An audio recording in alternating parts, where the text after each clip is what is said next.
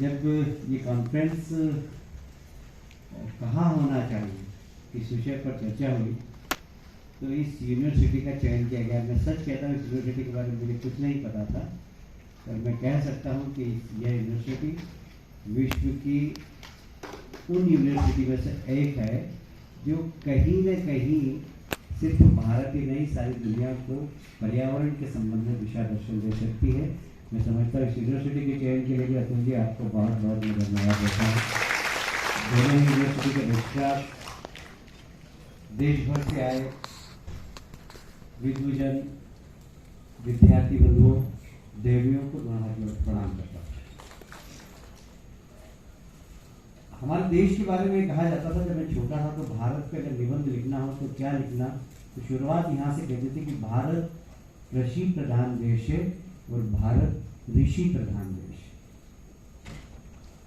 कृषि प्रधान इसलिए कि लोग अपने जीवन यापन के लिए कृषि का धंधा करते थे, और ऋषि प्रधान इसलिए कि इस देश के अंदर ऐसे लोग हुए हैं जो अपने लिए नहीं जीते, देश के लिए जीते हैं और दुनिया के लिए जीते हैं।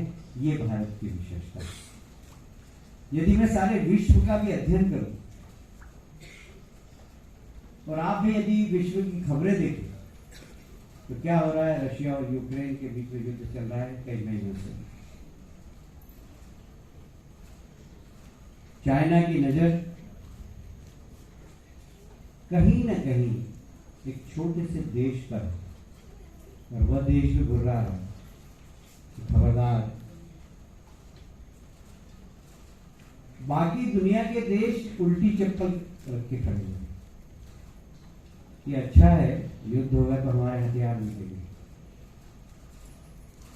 किसी को शांति की चिंता नहीं, किसी को इस बात की चिंता नहीं कि यदि परमाणु फटेगा, बम फटेगा तो उससे सारे विश्व में कलह होगा, इस बात की चिंता नहीं। हमारा बिजनेस कैसे हो, दुनिया इस बारे में सोच रही है। भारत क्या कर रहा है, भारत के लोग क्या कर रहे हैं, भारत का समाज क्या कर रहा है, भारत की सामाजिक संस्थाएं क्या कर रही हैं, इस प्रकार के वर्कशॉप कर रहे हैं। आने वाला विश्व युद्ध पानी पर हो सकता है, ये चेतावनी दुनिया के सामने,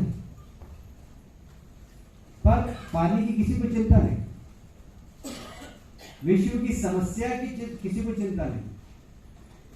यदि विश्व में पानी की समस्या का निराकरण का दस्तावेज यदि कोई तैयार कर रहा है तो वो भारत कर रहा है, भारत की संस्थाएं कर रही है। दीनदयाल उपाध्याय रिसर्च सेंटर जैसे संस्थान कर रहे हैं, इस यूनिवर्सिटी में बैठे हुए कुलपति कर रहे हैं, रिसर्च स्कॉलर्स कर रहे हैं। इसलिए मैंने कहा कि भारत कृषि प्रधान और ऋषि प्रधान देश है। आप सब ऋषि हैं जो अपने लिए नहीं दुनिया के लिए काम कर रहे हैं। ये दस्तावेज जो तैयार होगा वो भारत के लिए नहीं होगा सिर्फ, ये पूरी दुनिया के लिए होगा। और इसलिए हम विश्व बंधुत्व की भावना से काम करते हैं। हम कहते हैं कि वसुधैव कुटुंबकम जो हमारी वेद की ऋचाओं में लिखा हुआ है, तो सिर्फ वो लिखा हुआ नहीं है, हम उस पर काम करते हैं। और ये काम विश्व बंधुत्व का एक सबसे बड़ा उदाहरण है, जिसमें हमारे यहाँ के साइंटिस्ट, हमारे यहाँ के रिसर्च स्कॉलर सब लोग मिलकर एक ऐसा दस्तावेज तैयार करें जो दुनिया के सामने हम प्रस्तुत करें और बताएं कि पंच महाभूत यह छोटी बात नहीं है। इस पंच महाभूत के संतुलन को यदि आपने बिगाड़ा तो प्रलय होगा और उसमें कोई भी नहीं बचेगा। इसलिए दुनिया को बचाना हो तो कम से कम इस पंच महाभूत को समझें, सम्मान करें और उनके द्वारा जो गाइडलाइन दी है उस दिशा में अगर दुनिया चलेगी तो दुनिया में शांति स्थापित होगी। नहीं तो आने वाला कल हमारे लिए बहुत खतरे का है।